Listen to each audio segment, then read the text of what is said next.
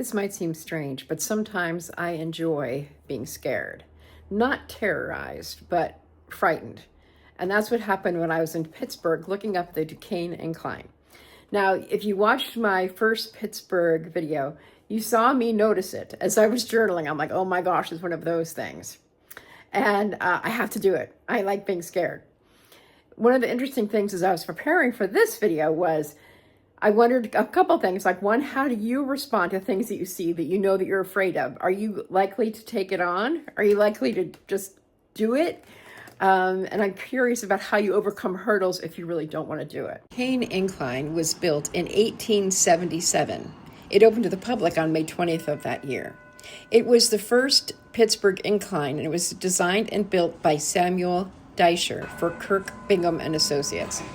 It looks just like it did, I imagine, in some of those earlier days. They are still a cash-only operation, and they are actually operated by the Society for the Preservation of the Duquesne Heights Incline. Very interesting to know. From 1877 until 1962, it was operated and owned by the Duquesne Incline Plane Company. The residents of the area did not want the incline shut down. I was standing up here waiting to see the people come off. It was a little bit scary for me. All the sounds, all of the sights, and here we are heading down the side of the slope. Now, these cable cars were built because it would take a long time for people to get up and down this hill. They had to go around a different way. So this is exactly what people would have seen in 1877. It's the same equipment, the same engineering, the same everything.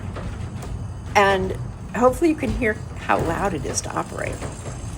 The view, however, to me was completely worth it. And once we started going, I stopped being afraid.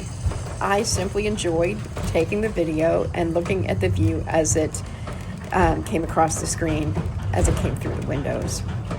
I would highly recommend this experience, both for the historical part of it and also for the sheer enjoyment, which I was able to enjoy it, no longer afraid.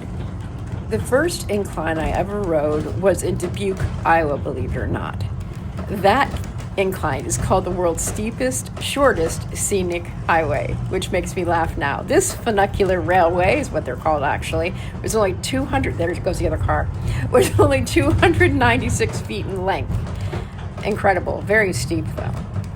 Now, as you saw the other car go by, the cars are weighted, and they use the weight of the two funicular cars to make the cable cars go up and down.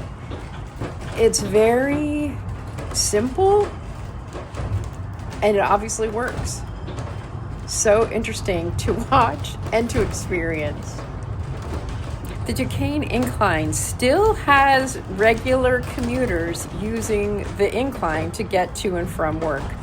Not as many as they used to, and apparently during COVID, there were many, many fewer riders because most of the people now work at home, as did the gentleman who I house sit for. He mostly works at home instead of going into the office in downtown Pittsburgh.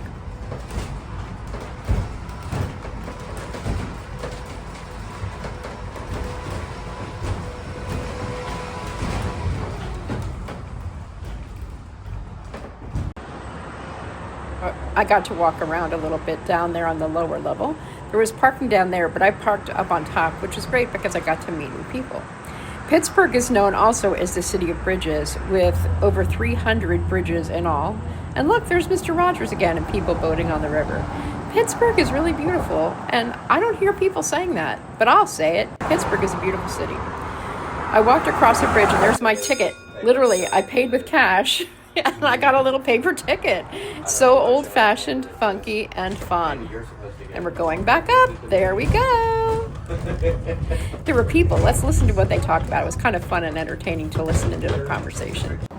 I wish you could smell this. It has a very oily, gassy kind of smell, or like, I mean, I'm not a builder. I don't work on equipment like this, but it just smelled very much like petroleum. Although in the old days it was run by coal. I'm not sure what it's energized by now.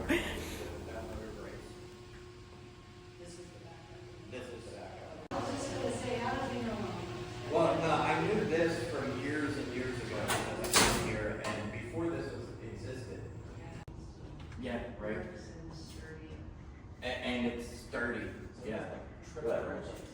You can really tell the passion for the people who are the owners and caretakers of this business, this museum, this living museum. I loved every minute that I was there. And what I really loved about this area of Pittsburgh was everyone was so friendly. And I, of course, made immediate new best friends because that's just what happens when I travel. I love it. I love it so much.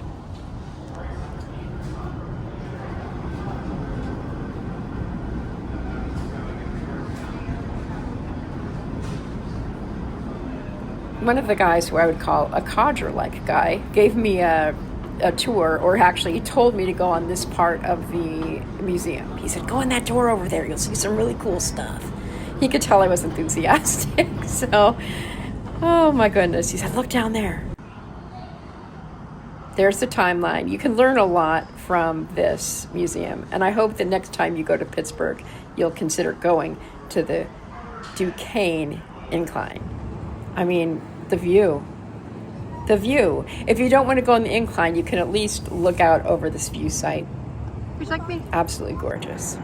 This is the last part of our Pittsburgh tour. I hope that you will take a chance to like and subscribe if you enjoyed this, because I'll be doing a bit more traveling. Otherwise, we'll be talking about creativity and learning and growing, going for morning walks, adventuring, hiking, who knows what else. Thanks so much for watching. I've even made it easy for you with a playlist shown here, as well as a video I suggest you watch next. Thank you.